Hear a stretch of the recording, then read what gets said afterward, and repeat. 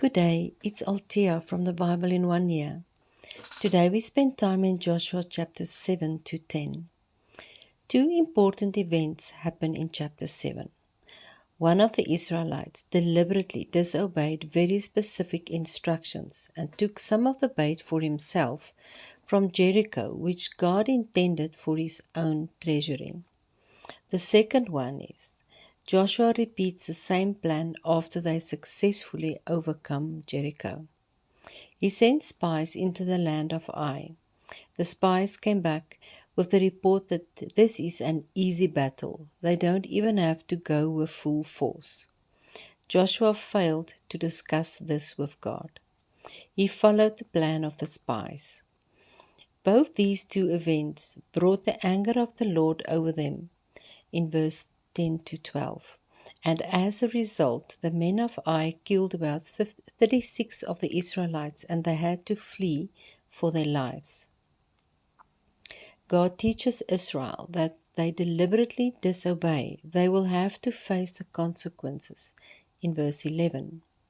Do not deliberately go against God's order. God will not tolerate idols amongst his people. If you have sinned, you need to realize it and confess. God teaches Joshua that he needs to check in with him before he sends out his orders. As in the previous chapters, again God says to Joshua in chapter 8 verse 1, do not fear or be dismayed, intimidated.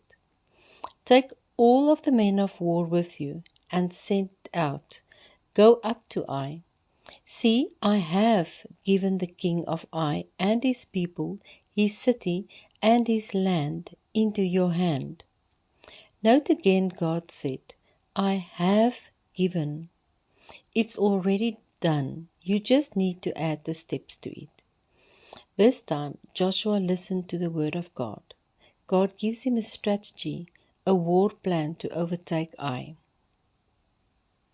This time, Joshua follows the plan to the T.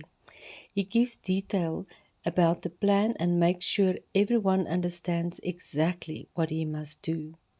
They successfully defeat Ai, just like God said.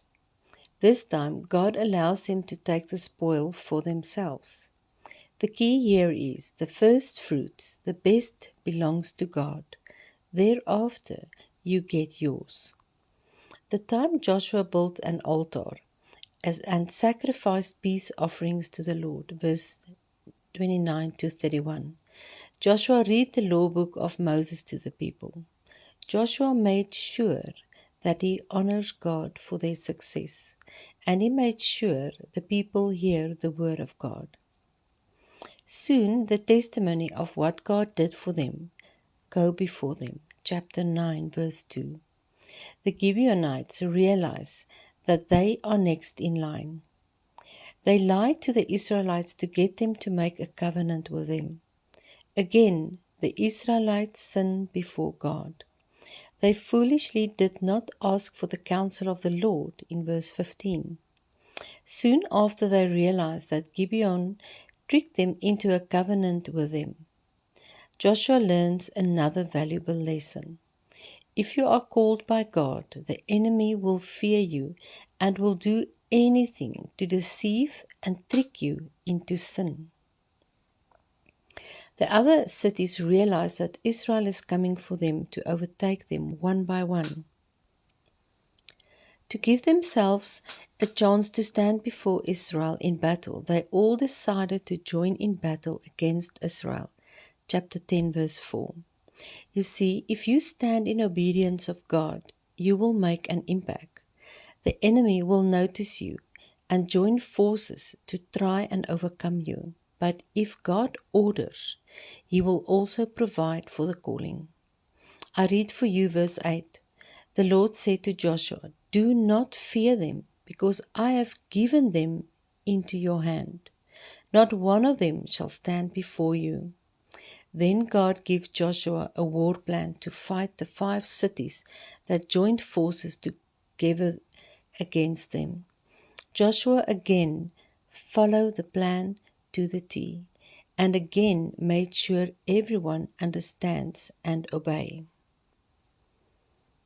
God joined the fight and threw down large hailstones that killed more men than who was killed with a sword. Verse 11. God causes the sun to stand still to give them more time to fight. Joshua locked up the 5 kings in a cave until they destroyed the enemy. He left no survivors in verse 28. He then took his men to deal with the kings. Joshua did not allow distractions. He finished the fight first. Then he teaches his men not to be afraid or intimidated, to be strong and courageous, verse 24 to 25. You see, if God fights for you, He will never leave or abandon you. Joshua continued to do this. He followed God's instructions, and city after city that he captured and conquered, he left no survivors. Joshua captured all the kings and their land at one time, because the Lord, the God of Israel, fought for Israel. Just like Joshua, we too can counsel with God regarding the wars that we have to fight. Exodus 14 verse 14, the Lord will fight for you while you only need to keep silent and remain calm. God fight for us. We can remain calm. We can learn to find a strategy from God for each problem we face.